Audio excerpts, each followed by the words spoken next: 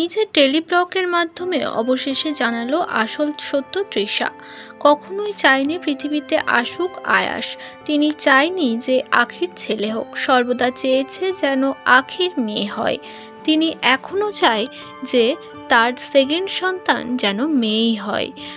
Second time pregnant Trisha daily ব্লগের মাধ্যমে অনেক কথাই শেয়ার করে সোশ্যাল মিডিয়াতে।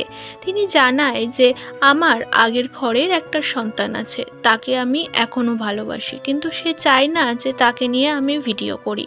কখনো কখনো তাকে অনেক কিছু পাঠায়, সর্বদা মায়ের দায়িত্ব পালন করি, কিন্তু সে সোশ্যালে কিছু বলি এটা সে নিজেই বারণ করেছে।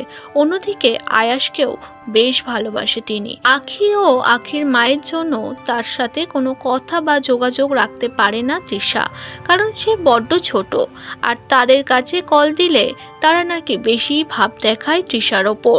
এমনই নানান মন্তব্য শেয়ার করলেন তৃষা। যেহেতু আমার অনেক আর্লি হচ্ছে, আবারও সেকেন্ড টাইম প্রেগনেন্সি চলতেছে, তো এটা অনেক বেশি রিস্কি, এই জন্য রেস্টে থাকতে হবে। এটা অনেক বেশি রিস্কি আসলে। আর যে একটা বাবু হওয়ার পরে 1 বছরও হয় নাই, অন্তত 2 থেকে 3 বছর গ্যাপ নিতে হয় একজন মায়ের শরীরের প্রিপারেশনের জন্য। তো এই জন্য ডক্টর বেশি বেশি খেতে বলছে, কিন্তু আমি তো খেতেই পারি না, নর্মাল টাইমেই খেতে পারি না। তারপর এখন তো আবার কিছু খেতে ইচ্ছা করে না, মানে রুচি থাকে না, এমন একটা সমস্যা। তার মধ্যে এবার প্রচুর পরিমাণে মুড সুইং হয় আমার, এই রাগ উঠে যায়, এই মনে করো কান্না চলে আসে, অনেক বেশি ইমোশনাল হয়ে যাই। তোমাদের ভাইয়া কিছু বললেই আমি ইমোশনাল হয়ে যাই, এরকম একটা বিষয়। তো এই জন্য হচ্ছে কেউ এত আর্লি হচ্ছে বেবি নিবা না, সাবধানে থাকবো। আমরা তো ইচ্ছা করে নেই আল্লাহ দিছে, এখন তো কিছু করার নেই না। যখন আমি প্রেগনেন্ট তখন আমি আল্লাহর কাছে মেয়ে চাইছি, যখন অন্য কেউ প্রেগনেন্ট ছিল তখন আমরা মেয়ে বাবুই চাইছি, আল্লাহ ছেলে দিছে। কারণ আর আমি তো আলিশাকেই হচ্ছে নিতে চাইনি, শুধুমাত্র তোমাদের ভাইয়ের শখের জন্য, তোমাদের ভাইয়ের ইচ্ছার জন্য আমি ওকে অনেক বেশি ভালোবাসি দেখে আমি বেবি নিছি।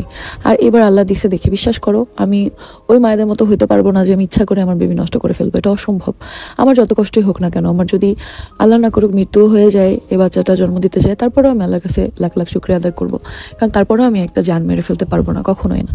আমি কত চেষ্টা করছি আমার সন্তানকে আমার কাছে রাখার, ওকে নিয়ে আমি চলে আসছি, কিন্তু তারপরে ওকে নিয়ে গেছে আর আমার কাছে দেয় নাই। তারপরে কিন্তু আমার সন্তানের সাথে আমার কথা হয় সব সময়, আলহামদুলিল্লাহ যোগাযোগ হয়। এই লাস্ট কিছুদিন যাবো তো আমার সাথে কথা বলছে না, রাগ করে।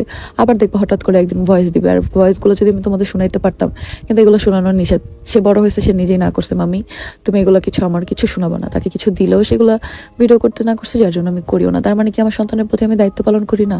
অবশ্যই দায়িত্ব পালন করি। মায়ের কাছে প্রতিটা সন্তানই সমান। আলিশা যেমন আমার কাছে সেম, বাকি সবগুলো সন্তানও সেমভাবে আমি আয়াসের সাথেও যোগাযোগ রাখি।